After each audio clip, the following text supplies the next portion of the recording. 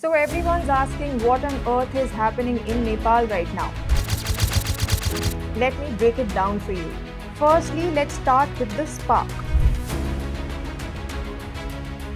In September 2025, Prime Minister KP Sharma Oli abruptly banned 26 social media platforms: Facebook, Instagram, YouTube, WhatsApp, everything. The official reason? They didn't register with the government. The real reason? To silence dissent, especially the viral hashtag NepoKid trend exposing the luxury lifestyle of politicians' children. For Nepal's Gen Z, already frustrated with corruption, nepotism, and 20% youth unemployment, this was the last straw. They bypassed bans with VPNs and TikTok alternatives, and within days, tens of thousands were on the street. The state cracked down hard: tear gas, water cannons, live fire. At least 19 to 25 protesters were killed, parliament was torched, and the army imposed curfews. By September 9, Oli resigned, but protesters didn't stop. They're calling for dissolution of parliament, constitutional reform, and accountability. They're calling it the mutation revolution: leaderless, digital, and generational. But here's where it gets bigger. Oli wasn't just any leader. He was Beijing's strongest partner in Kathmandu. He revived Belt and Road projects, warmed ties with Xi Jinping, and even challenged India over disputed Himalayan territory. For years, China counted on Nepal's unified communist bloc, which once held nearly two-thirds of the parliament. That bloc has now collapsed into three rival parties. First is the KP Sharma Oli's CPN-UML with 93 seats. Second is Prachanda's Maoist Centre with 53 seats, and third is the Unified Socialist with 28 seats. Together they do look big, but separately, none can form a government. You need 138 seats for a majority, which means the Nepali Congress, with its 89 seats and historically better ties with India, suddenly becomes the kingmaker.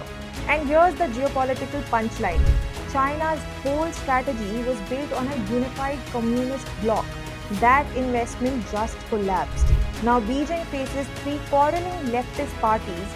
India, meanwhile, suddenly has multiple entry points for influence. Coalition politics forces balance, and Delhi is far more comfortable dealing with a fragmented field than a unified pro-China front. This is what political scientists call hedging. Nepal will keep taking Chinese trade and investments.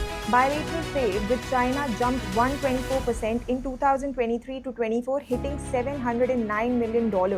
And Beijing just cut tariffs on thousands of Nepali goods. But economic dependence doesn't equal political loyalty. Coalition governments naturally balance between India and China. The leadership dynamics make reunification unlikely. Madhav Kumar Nepal, who split from Oli's camp, accused him of dictatorial behavior and monopolistic tendencies. Once parties fracture over power struggles, they rarely reunite. Each new faction has to justify its separate existence to voters. For China, that means the dream of consolidated ally in Nepal is slipping away. The regional calculus is clear. Nepal's GDP is just $40 billion. India and China, on the other hand, both over $15 trillion. For these giants, the cost of competing here is tiny compared to the strategic benefit of a friendly Himalayan buffer. But now, instead of winner-take-all politics, Nepal is forcing both to play the hedging game.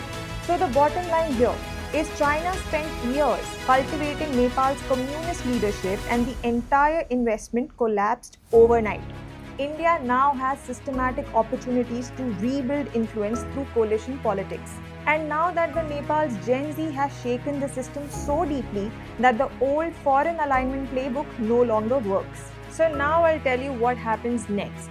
First, new Prime Minister. Parliament must choose a leader with majority backing. A Congress-led coalition is most likely, tilting closer to India.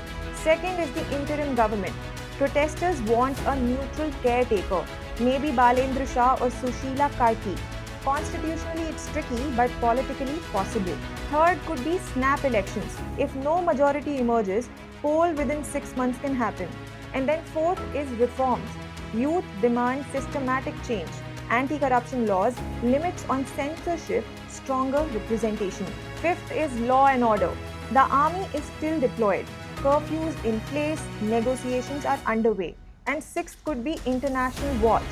India is quietly confident, China is recalculating, and the West is demanding accountability for the killings. So here's the controversial question.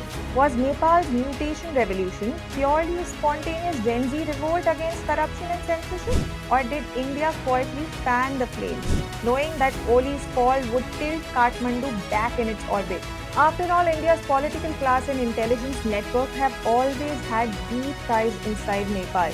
And when the protest escalated, PM Modi's government was quick to call for peace and stability, the exact diplomatic language a party uses when it knows the outcome is in its favor.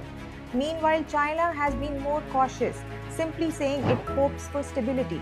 For Beijing, losing Oli is a setback. For India, it's a chance to reclaim primacy in the Himalayan buffer. But here's the nuance. Nepal isn't just a pawn.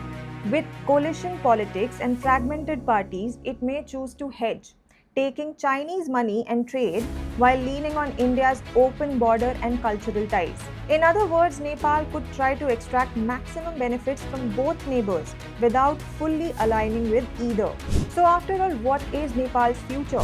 Could it be India's strategic win, restoring its influence in Kathmandu, or will it be a balancing act, a hedging game that keeps both giants in play? Either way, the mutation revolution is more than a youth protest. It's a reset of India-China chessboard in the Himalayas and the biggest strategic shift South Asia has seen in over a decade.